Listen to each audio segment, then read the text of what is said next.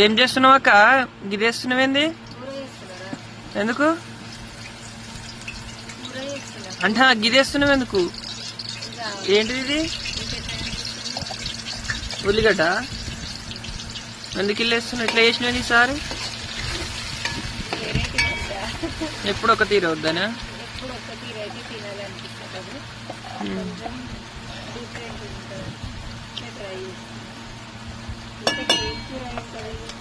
ఇంకా ఎందుగా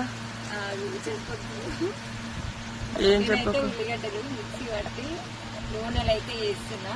ఇంకా కుండలో ఏం పెట్టినవి? చిన్న కుండలా ఏం కూర అవుతుందో కామెంట్ పెట్టండి. కొంచెం ఇస్తా.